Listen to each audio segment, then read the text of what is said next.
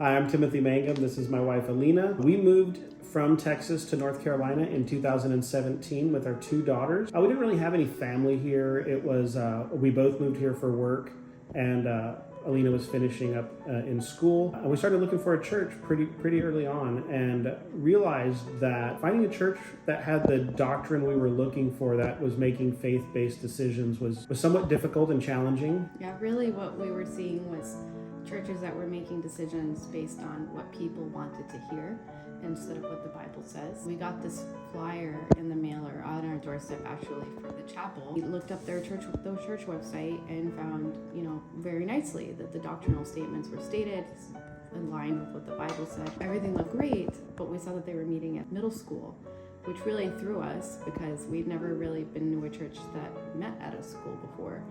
So we set that aside for a bit, and then I think you met a contact at work. In one of my meetings, one of my customers invited me to come to a charter service at a church. She offered to go with us just so to make it more comfortable. So we did. We took the whole family, and we went to the chapel's charter service. Which was at a middle school. Which was at a middle school, exactly. Still, even though it was great, I think one thing that was undeniable, even though it was meeting in a school, were the people, the church body itself. Everybody was so welcoming and loving. Really great example of the love of Jesus and the Lord that we see. And we hear this a lot from visitors now, that it doesn't matter what church they've been to, they come to our church, and that is one of the things that's just a standout and undeniable. I think it was a month later. It was a month or so later, we officially joined.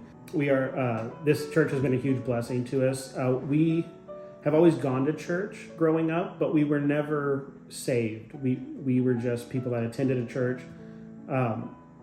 Since joining this church, we've both been saved. We've both been baptized at this church, and so have our two oldest daughters, Kaylee and Avery. And it's been just a huge blessing to us. Yeah, we got involved right away, and one thing that we learned quickly was going to church isn't about what you want to hear and what you're going to receive, but also serving.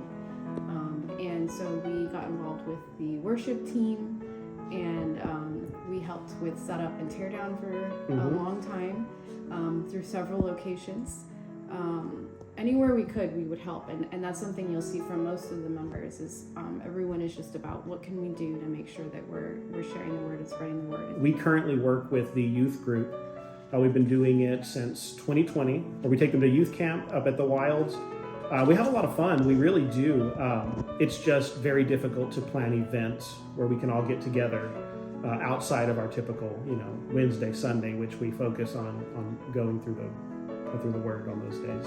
Yes, and also like your rooms. So with our own building, we could design having a room near an auditorium space where the kids can be playing games or talking or doing things, and we're not disrupting.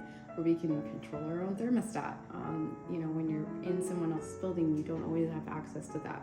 Or we can meet at a time that works for our congregation rather than the business we're borrowing a building from.